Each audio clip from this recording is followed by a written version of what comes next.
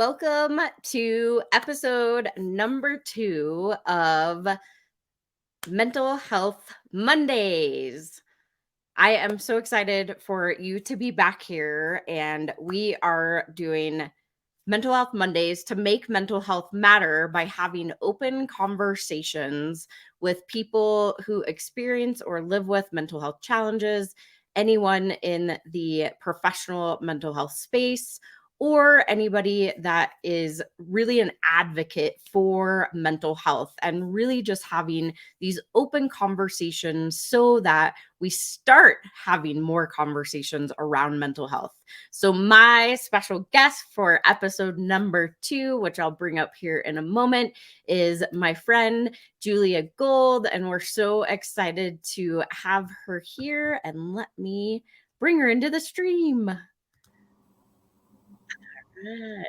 Welcome, Julia. Thank you so much for joining me today. Thanks so much for inviting me. I'm so excited to join you. Yay. So tell all of the viewers a little bit about yourself and what exactly do you do? Yeah, absolutely. So my background is working as a trauma therapist. I worked with trauma and addictions for many years. And then I really wanted to work more in the field with people experiencing crisis. So I relocated to Colorado and I did more like mobile crisis response. So people in immediate distress, danger to self or others potentially. So just making sure everyone was safe when I left and working with other first responders on site. And I really enjoyed this work, and a lot of the people that also relocated to help this new company loved it too. But unfortunately, it ended up being a toxic workplace, and the effects on people were really severe because we're kind of looking at circles of impact, right? So the people that work there, but also the community that we serve, and everyone did an amazing job, but it still obviously affects you when you're dealing with all these layers of trying to take care of yourself, making sure you're taking care of others, and then obviously, unfortunately, having to make a choice to leave. So so that's kind of my background. But then once I started looking more into what was going on and talking with my coworkers, I realized this was quite a problem. I had worked with a few other organizations briefly, kind of contract work, and this issue kept popping up. I heard a lot from staff about bullying, severe mental health distress. One woman even thought she was in danger of her life due to her health issues and how the mental health was affecting it and could have made her situation worse. And her life was on the line. And then obviously working with people with PTSD from the workplace, severe panic attacks, having to go in, suicidal thoughts because feeling like they were trapped as the sole provider. And like, if I can't provide for my family, it might be better that I'm not here. So these are some of the thoughts that I would hear from people. So this is like pretty serious stuff. And if we look at the health effects, we look at the mental health, and then we also look at career in general, you're also losing a lot of time and money when you're having to leave jobs over and over. Also in my case and in some of my coworkers' cases, we were also blacklisted. So they were calling around the community to make sure no one would hire us afterwards. So if you need to pay your bills, you need a place to live, and you can't get hired, it becomes a serious crisis. And so when I started my business, and I have leadership training before because I was supervising the clinicians, and then I also worked at a supervisor to director levels for the last several years, around 10, 11 years. So I ended up doing a lot of leadership work with hiring and looking at the company policies and just kind of overall. So this is stuff I had already done. But then when people reached out to me and I saw what was going on, I figured, I could help a lot more people working independently, more companies, more individuals that kind of had to figure their life out once they were stuck in a toxic workplace. And sometimes the decision was between your health, mental health, and the work. And a lot of people did end up leaving because it got so bad that they're like, this is just not worth it.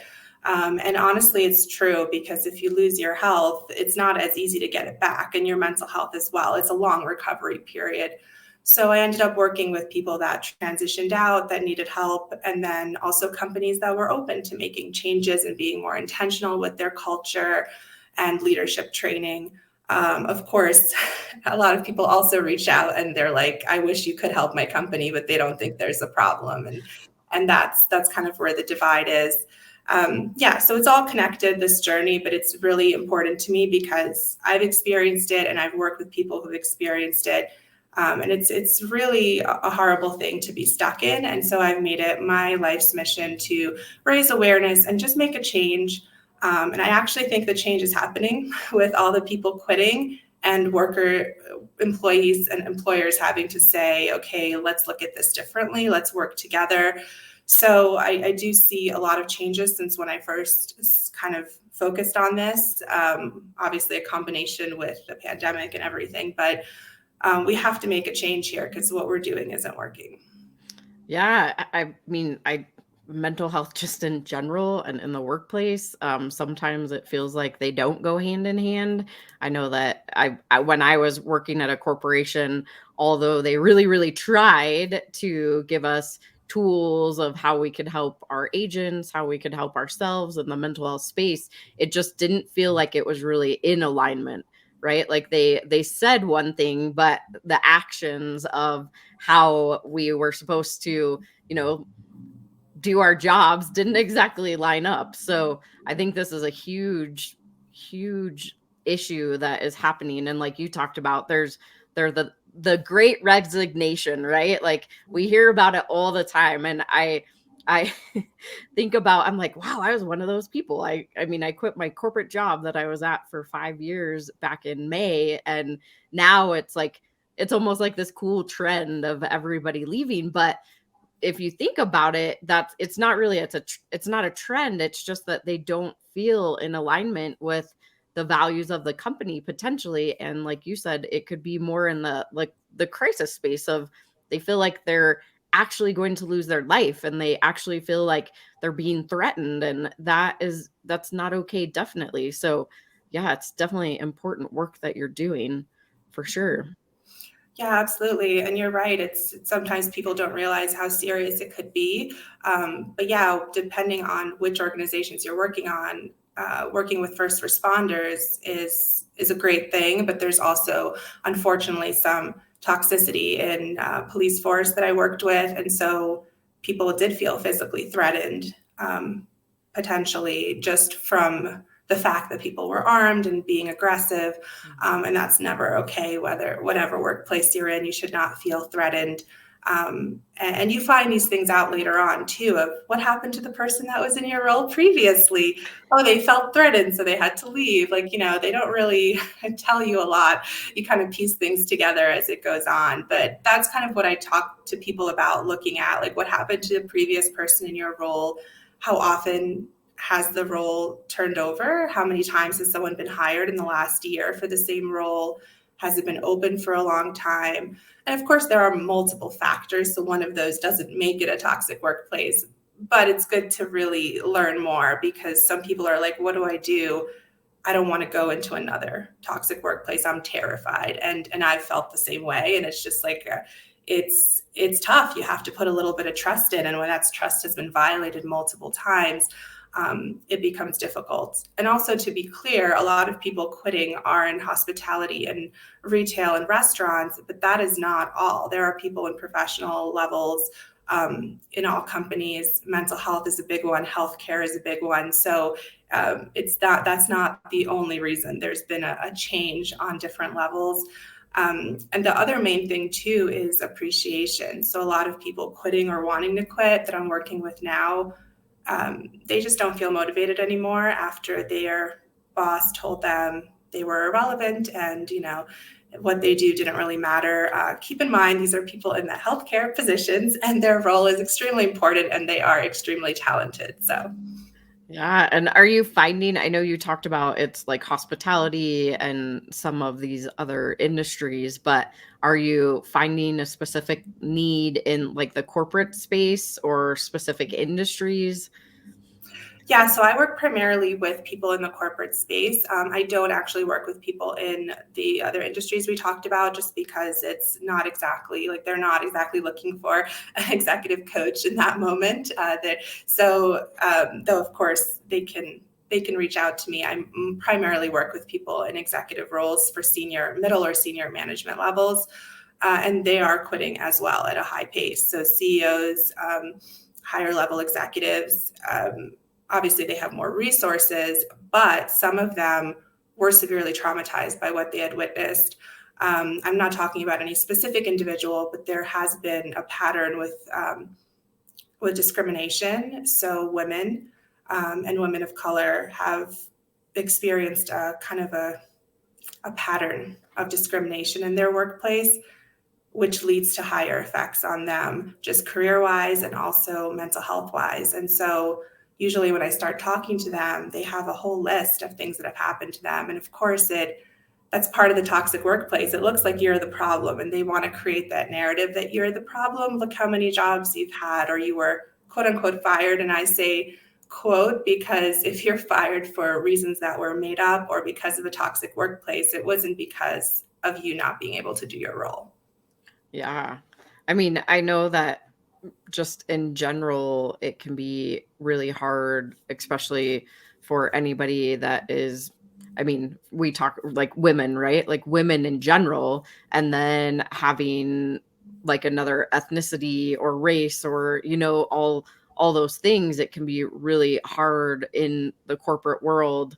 And although we're getting to a place that we are trying to be much more equal, there's still that divide. And so it is really hard. And what you experience is going to be different than what I experience, right? And so understanding that we all have differences and we could go through a similar experience, but experience it in a completely different way.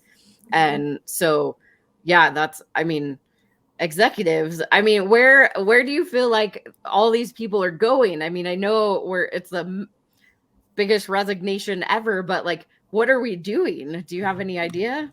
Yeah, so there seems to be some clues that people are starting their own businesses. There have been a huge amount of people filing for, I'm starting a business. This is my new business license, that have increased quite a lot. So I think that's part of it. But also, depending on the field, there's been some disparities that I think now are becoming clearer and clearer. Like I said, my background's with mental health. And so the pay is never to the point where you can actually sustain yourself. And people are realizing they can make 5-6 times what they're making working 2 days a week, working either for themselves or working like a contract pay or as a consultant. There's so many different options. It never evens out that you're working this many hours and dealing with toxicity on top of that, and your pay is not even there. There are a few exceptions. There are a few industries that do pay quite a lot, but otherwise, if we're talking about healthcare, first responders, mental health, teachers, it's just not there. Yeah, I mean, teachers is huge. I've personally been speaking with the wellness folks in one of the school districts here, and they're just inundated with mental health requests from the teachers right now because one, we have a shortage of substitutes, so they can't really take off the time, and then even on top of the EAP that they give them, they still are really, really struggling mentally. So it's that borderline of, do I even want to teach anymore? And I obviously, like, it's across the board in all industries of, do I actually want to be doing what I'm doing? Is it giving me what I need financially, emotionally, all of those things? Or do I want to transition to work for myself because I can tell myself what to do, right? Like, or maybe do I need that structure of having a corporation or a company or stability, and all of those things are something to consider. And I mean, I personally love the fact that I am employed by myself because I can make my own schedule. I can have family time if I need to. I can take my son to school. I can pick him up. I can take him to MMA, right? Like I am able to be flexible. And I know when I was in the corporate world, I was so stressed out. I was constantly working. I mean, I feel like 24/7 because my team had access to me. And then they're like, well, you should take a breather and blah, blah, blah. And I'm like, I don't have time to take a breather. I have 10 people on my team. And if I'm not there for 2.5 seconds, I'm going to get yelled at. So yeah, you have those dynamics of, hey, we're going to give you all these mental health tools and, all these things that you should do, but really we need you to get your numbers. So you're not going to be able to do that. So Yeah, so that right there is the culture. If you feel like there's going to be a negative consequence, you're going to be yelled at, right? Or you need to get the certain numbers, or something is pushing you to keep going, then that's the culture is not supporting what they're saying. And what do you recommend those? I mean, obviously, we don't want everybody in the world to quit their job. There are people that we need, right? Like, we need the people in the grocery stores, we need people in the restaurants, we need people in the corporations to run this country. So, what are some recommendations for employers, leaders, or employees that they could do to help in this space to make sure that they're not losing their mental health? Yeah, so it's about kind of finding that right match, right? So it's the what I say is not for everybody to start their own business.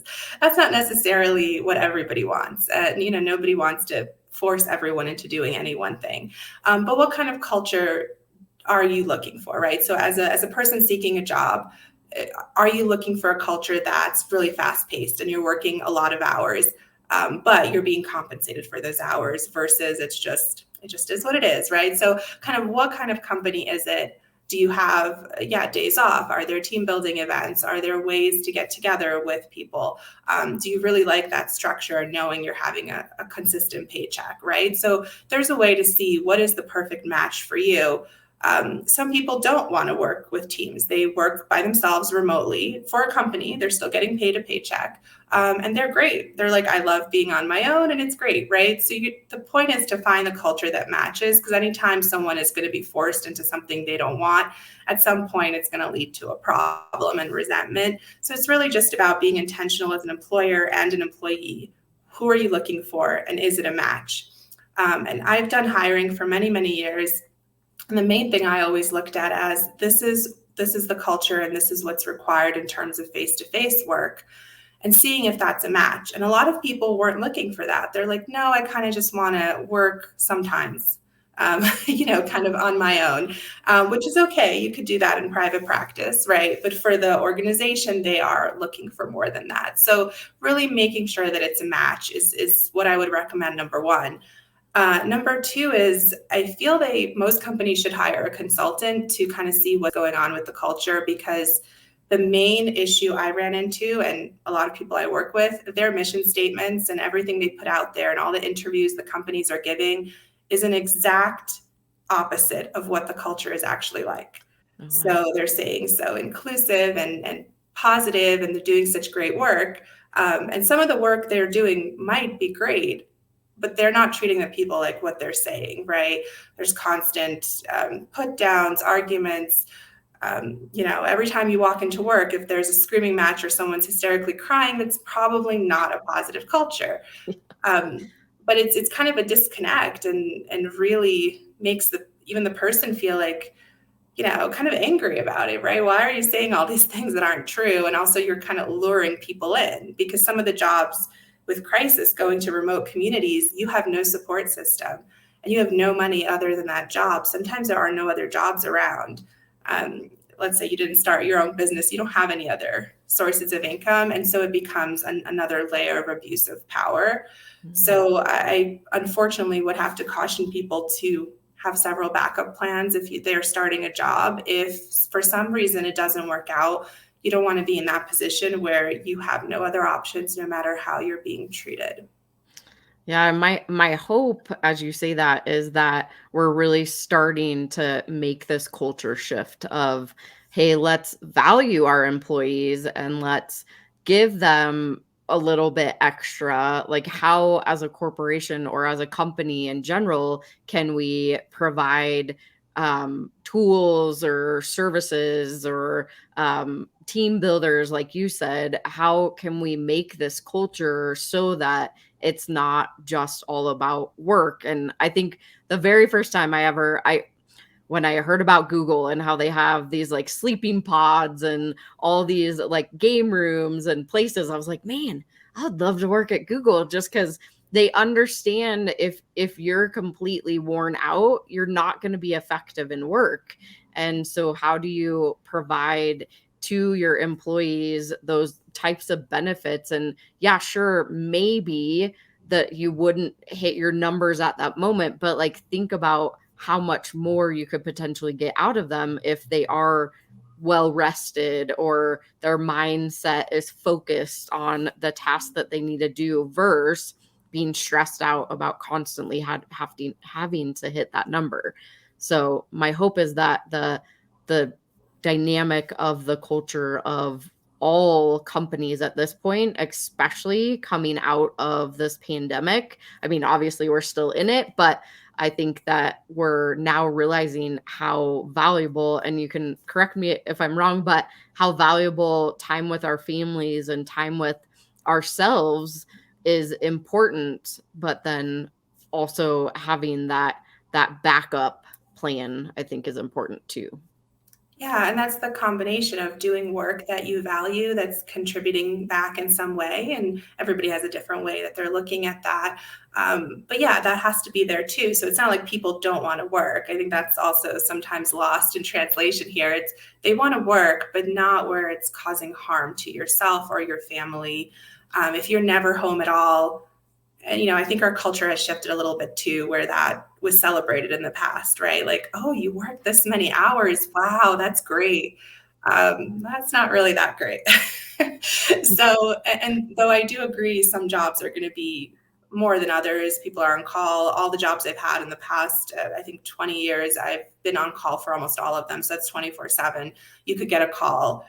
Some of the jobs you're physically having to leave for every call that you get. However, where's the trade-off, right? Are you getting 4 days off during that week because you worked 24/7, right? Like, so what's the trade-off? And some people, including myself, I'm okay with those hours. However, it becomes a problem when they're constant adding on, right? Or there's devaluing. Like, I know they told us, we don't know that we should be paying you to be on call because you didn't get a call. That's not how it works. When you're on call, there's a certain stress and you have to be prepared. There's a lot of stuff you have to go through to be on call. And so when I hear that, that gives me and all the other employees, oh, okay, they don't really want to pay us, right? And then with the clients that I recently had who was like, yeah, I worked, I don't know, she's been there like maybe over 10 years, doing much more than her job description, because as we all know, healthcare is short-staffed. To hear that they don't feel she's doing anything, that's a huge demotivator. So now she doesn't want to go back, right? So it's kind of like the how-to lose an employee. Right. Value them, make sure they don't feel appreciated, offer them something and take it away, like a raise, promise and take it away.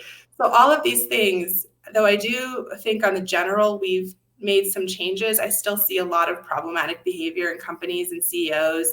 Like there was a recent video of somebody firing, I don't know, hundreds of their employees at once just because they didn't feel they were doing enough. You have to look at the start at the leadership, right? What are your expectations? How are you supporting your staff? The other red flag I would say that I've seen is when you're always blaming everyone but you. So if you're like, every single employee needs to be fired because they're doing a bad job, and this happens over and over, they're not the ones doing the bad job. That's a huge red flag for me. And I saw that in one of the places I worked. She walked in and told somebody that she's going to fire and start all over because, she's a bad batch.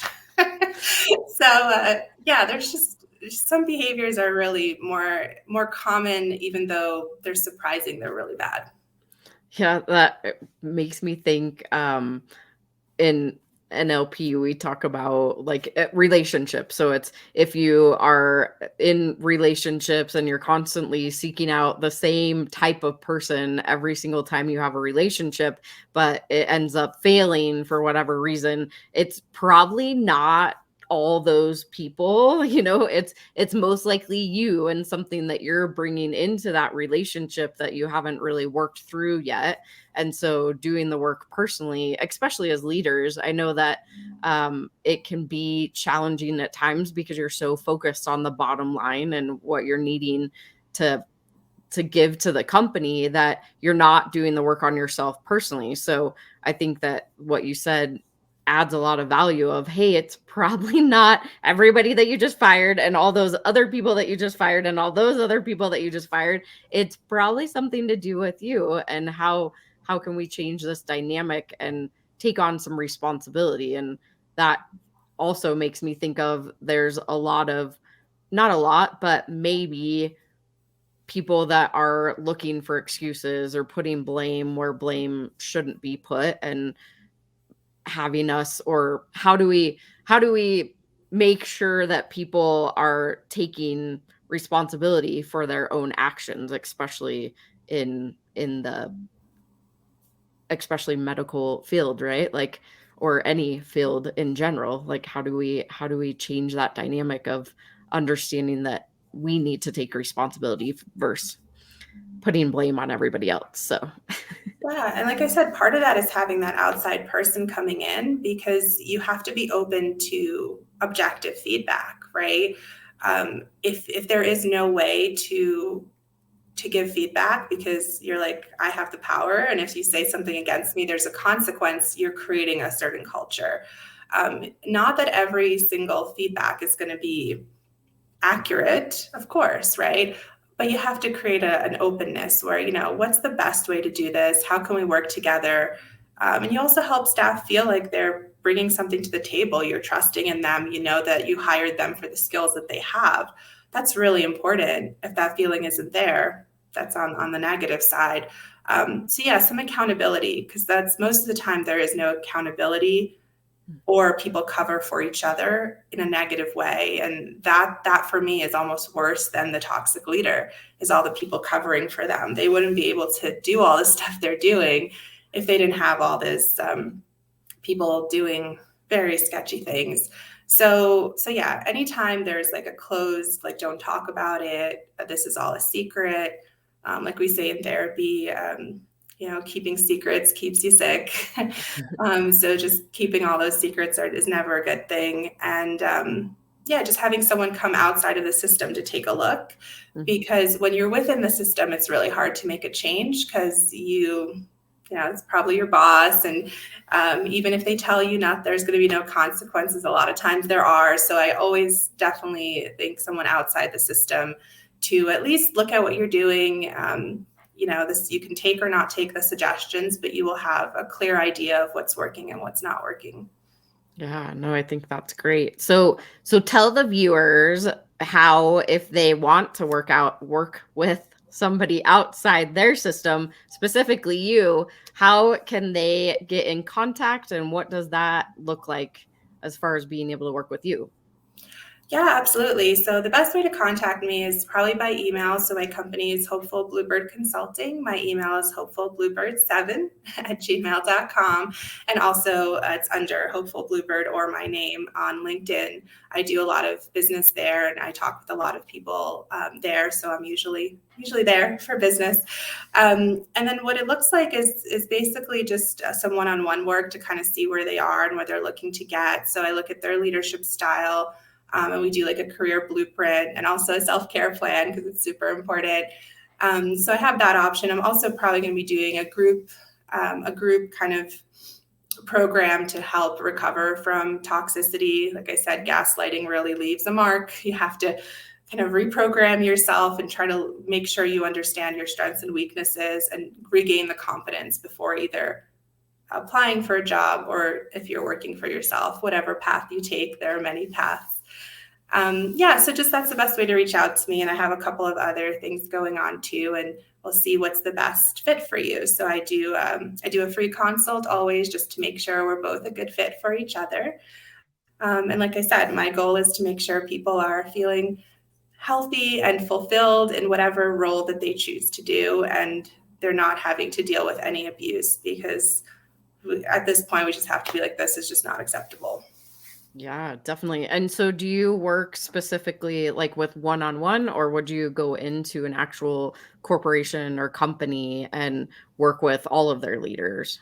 Oh, yeah. So if it's an organization that reaches out, yes, I look to see what their needs are, whether they have like a specific incident that they're working through, or if they're just looking for some trainings or helping leadership improve. I know a few times I just help people get from kind of a starting leadership to a higher one, like if they're not sure what to do, if they're a new leader, or just if things aren't working, right? And sometimes, sometimes it is one or two staff members that are causing an issue too. So there could be a big variety of issues. And so it's always good to get kind of a full assessment of the situation. So it's either that, or I do some trainings based on what the company's looking for.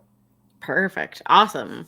Well, I so greatly appreciate your time coming on for episode number 2 of Mental Health Mondays. And yeah, definitely, if you want to get more information about Julia and her services, reach out to her. I will add in the comments all her information too. But I just really greatly appreciate you coming on today.